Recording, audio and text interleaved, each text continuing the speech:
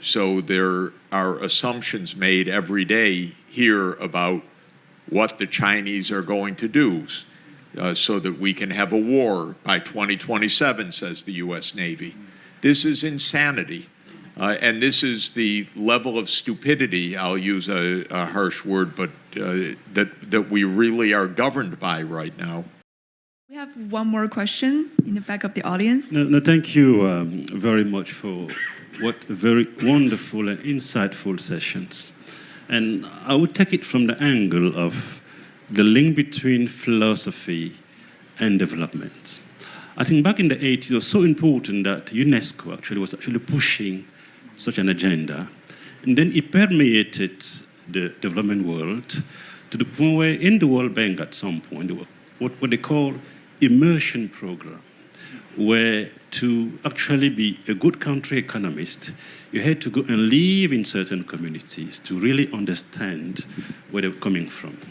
But I was very enlightened by this conversation, but also came out very concerned, because if, in essence, the philosophy are the most enlightened of the community, and then from what Brian said in terms of even the biases, entrenched biases that we are still dealing with today in the 21st century, then what does that tell us about what we are trying to do in moving toward a better world? How do we bridge that?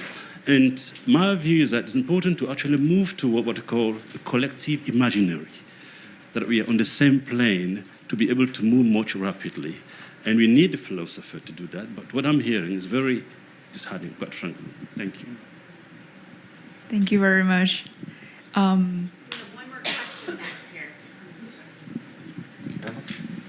So, once again, congratulations. It's fantastic. The panel is fantastic, and the ideas. I'm from Romania. By origin, I'm a Crimean Tatar. I'm also practitioner Muslim. And I would like to tell you the moment when I got the answer to these aspects, when I had the chance of having an audience with Pope Francis in Rome. So, of course, everything, in my opinion, without being a philosopher, I think is anthropogenic. Because at the end, everything is reflected on ourselves. But then we have this option of these multiple choices. And among these multiple choices, what Pope Francis advised was, first of all, look into your inside and think and try to understand if the choice is in resonance with yourself, with your soul. So I think at the end, we are human beings. We are not machines or, let's say, artificial intelligent tools. We have a soul, and the reality that we are building is anthropogenic, but we have to consider it in resonance with our feelings. What is your opinion? How philosophy is answering to this?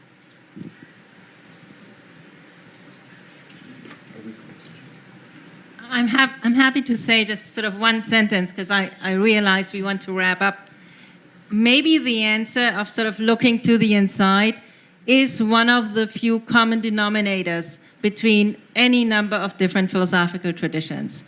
That this kind of reflection, even asking questions like, what is virtue? Maybe your student actually became a philosopher through your teaching and was able to ask, what is that?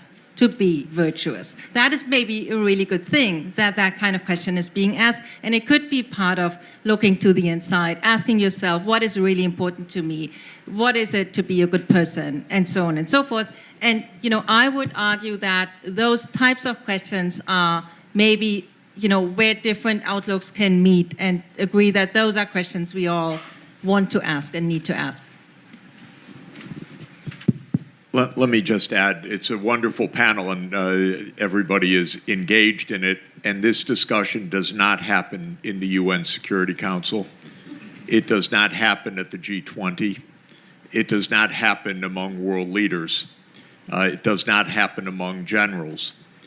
This is a very serious problem, which is that we are not having a philosophical discussion about the kind of world that we want among people who are determining our lives and deaths. And that, I think, is extremely pertinent and serious. There has been no philosophical discussion about the war in Gaza. There has been no philosophical discussion about the war in Ukraine among the people who are dropping the bombs or choosing whether to drop the bombs or to find a different way or to find a different approach. And this, to me, is why this discussion is also extremely pertinent. Of course, it's pertinent for our children. It's pertinent for how we live. It's pertinent for how we hope young people will live and learn, because they're going to be in a very diverse and global world. But we're also at a point of, as the doomsday clock says, 90 seconds to midnight, and we don't have the most basic appreciation of other societies, and don't even know that we don't, and don't even know how to get it.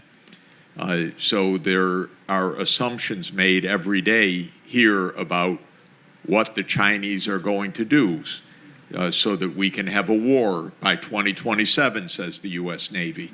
This is insanity. And this is the level of stupidity, I'll use a harsh word, but that we really are governed by right now. Now, one of the things and by the way, just the list of issues that came up that are philosophical issues as well as economic or political or sociological or any other category: migrants, marginalized populations, post-colonial populations, clash of civilizations, future generations, relations to the biosphere. These are all intrinsically deeply philosophical issues that are not so much discussed in a philosophical way in places where it needs to be. One of the things as I studied more and more philosophy, one of the things that I came to love about philosophy is that the great philosophers that we know of were not sitting in classrooms. They're all failed politicians, almost all of them. Or even better, from my point of view, failed policy advisors. I love the fact that Plato failed 3 times in trying to advise the Syracusa in Sicily, because if he can fail, it gives us license for all of us to fail. One of the times he was nearly arrested and sold off to slavery, but he escaped at the last moment, so I'm just trying to take notes. Well, I was going to say that Confucius spent his whole life up to age 70 going from kingdom to kingdom, being ignored, basically. Until he sat down with his disciples and then taught for the next 2,000 years what to do. But during his lifetime, he was mostly ignored. Machiavelli wrote The Prince as basically a job application to get the job back with the Medici. Locke, these are not all my favorites, but because they wrote for patrons, the Earl of Shaftesbury in that case, and he was secretary for the Carolinas, and John Stuart Mill worked for 40 years for the East India Company.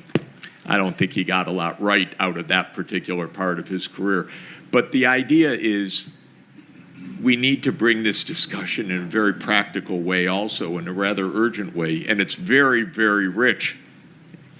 And our assumptions about how others behave are very culturally determined by our own views. I think one of the things Pope Francis teaches the most, by the way, is what his encyclical Fratelli Tutti is about, and that is encounter. And the idea is that if you really want a philosophical approach, listen to the other and know how to make that encounter. And that encyclical is dedicated, it's the first ever, I think, Catholic papal encyclical dedicated to a Muslim leader. It's dedicated to the Grand Imam of Al-Azhar. and it opens actually with the description of St. Francis of Assisi, and this is a historical truth, traveling on foot basically in ship to Damietta, Egypt, in the Fifth Crusade in 1219 to meet with the Sultan Kamil al-Malik to try to make peace between the Christians and the Muslims on the battlefield. And he had an all-night discussion with the Sultan. Peace did not come in that way, but it was another encounter that was extraordinary. So I want to thank all the panelists and all the philosophers, and Jian Yu, a colleague on our practical side of things, but philosophical in his own right, for how rich this is, how meaningful it is, how important it is, and how much we have to really propel it into active political discourse as well, because this is not only philosophical, to put it in quotation marks, this is the most practical, and that's how philosophy has always been. That was the tradition, practical, and we need it practically speaking today more than ever. So, thank you. Thank you very much.